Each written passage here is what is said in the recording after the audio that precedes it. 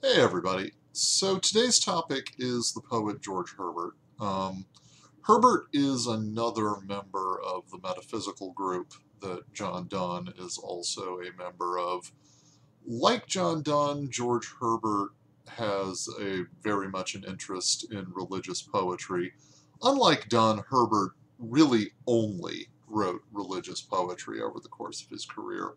Eventually, in his life, Herbert became a priest in the Anglican Church.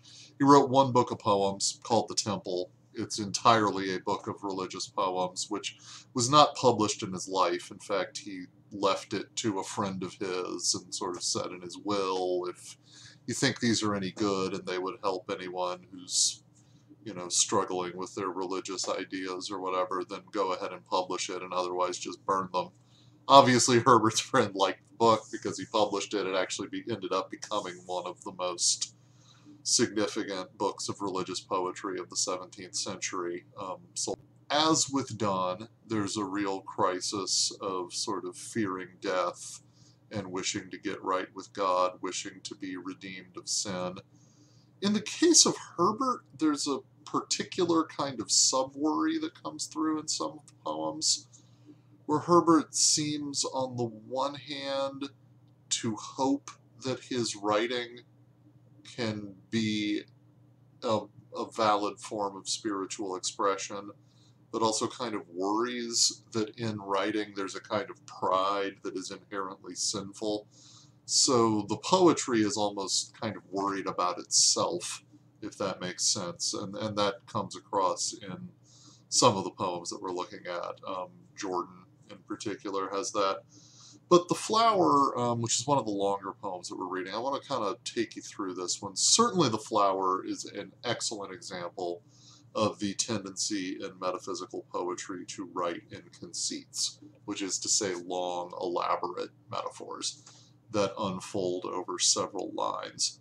And in this poem, the flower is the central image of the poem that almost becomes multiple different metaphors. The flower seems to represent a variety of different things. At its core, the flower seems to represent beauty and rebirth, but also fragility.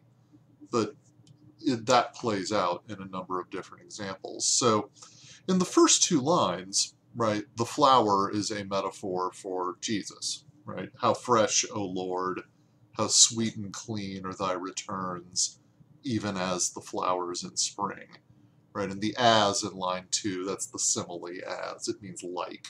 So you're like the flowers in spring, which is to say, I mean, how sweet and clean are thy returns? I mean, there he's referring to Christ returning from the dead in the New Testament. So basically, he's comparing Christ rising again to a flower that rises again in the spring.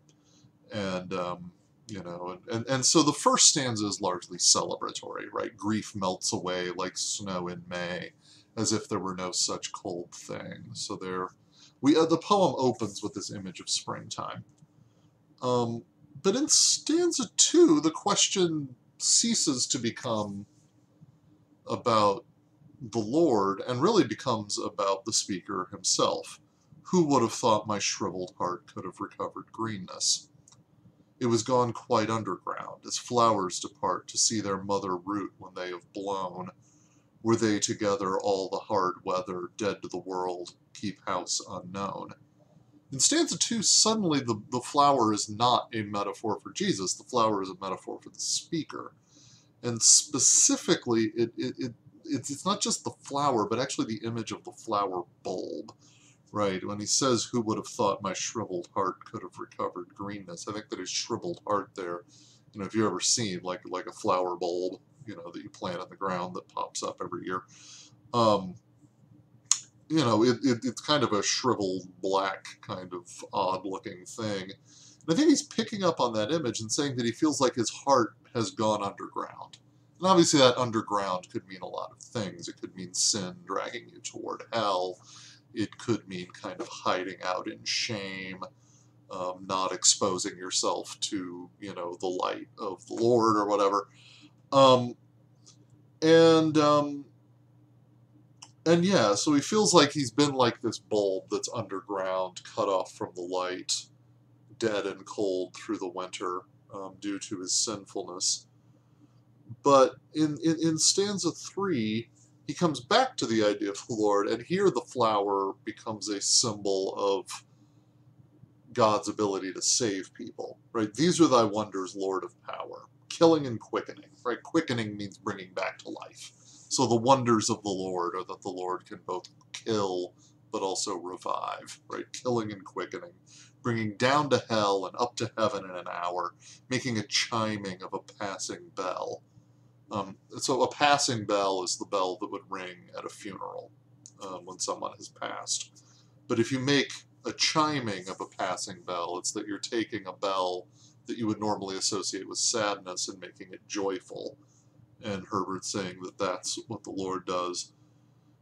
And then, so there, right, I mean, we come back to the image of the flower that dies but then springs up again in the spring as an image of the Lord bringing things back to life. And then we say amiss, this or that is, thy word is all, if we could spell.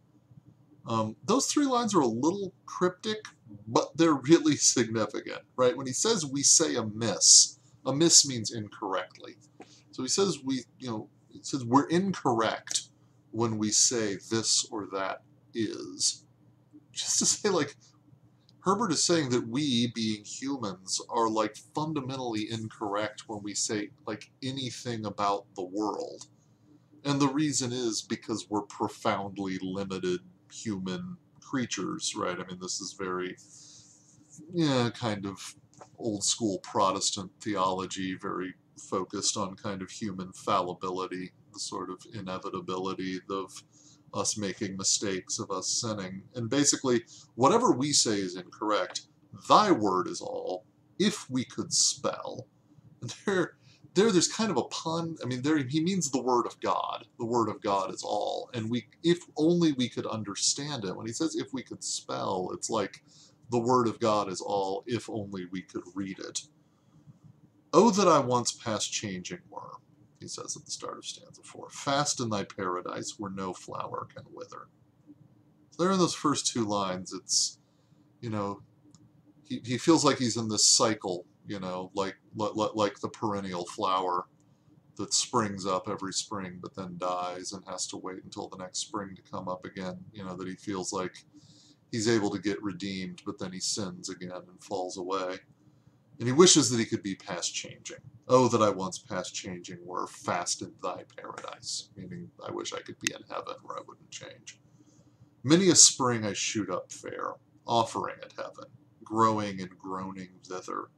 Nor doth my flower want a spring shower, my sins and I joining together. So lines 24 and 25, what he's saying is every spring he's growing toward heaven, right? Growing, and thither means like in a direction. So he's growing and groaning toward heaven, and obviously growing and groaning. There's all kinds of alliteration and assonance there to tie those words together. And there's really kind of marvelous alliteration and assonance all over this poem. It's a really amazing sounding poem. And then when he says, nor doth my flower want a spring shower, my sins and I joining together, it's a little cryptic, but basically what he's saying is that no one needs to water the flower that is George Herbert, because George Herbert is so ashamed of his sins that he's crying, and therefore his tears are watering his own flower. And here's one of those moments where I think you can see how much Herbert resembles Donne.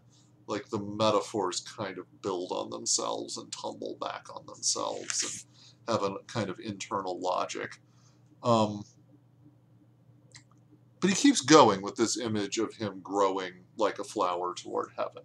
But, he says in line 29 at the start of the next stanza, but while I grow in a straight line, still upwards bent, as if heaven were mine own, thine anger comes and I decline.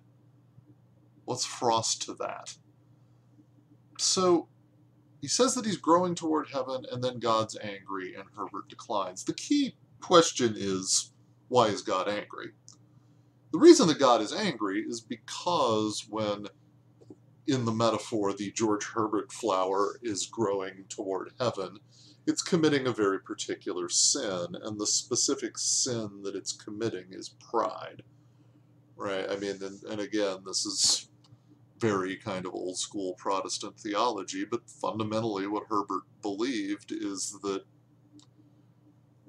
right, you can't save yourself. You can't get yourself to heaven. To believe that you can is prideful. In the theology that Herbert believed in, only God can save you. So, in trying too hard as a flower to get to heaven, he's committing the sin of pride, and then God's anger comes and the flower withers. And this is, what Herbert is interested in. Sort of life is this drama of kind of trying and doing your best and knowing that you're going to fail, but still doing your best anyway because that's what you should do. And so in stanza 6, right, here comes the flower again. And now in age I bud again. After so many deaths I live and write. I really do love that line. After so many deaths I live and write. It's like he's failed over and over again, and yet here still George Herbert is, writing these poems. And, writing poems that he's hoping will get him closer to God, or at least get other people closer to God. And now in age I bud again, after so many deaths I live and write. I once more smell the dew and rain and relish versing. Oh, my only light, it cannot be that I am he on whom thy tempests fell all night. Lines 38 through 42 are really beautiful. I mean, I don't think that you have to be religious to enjoy Herbert. I'm not particularly religious, but there's something about the hugeness of the drama of this poem that's really striking. I once more smell the dew and rain and relish versing.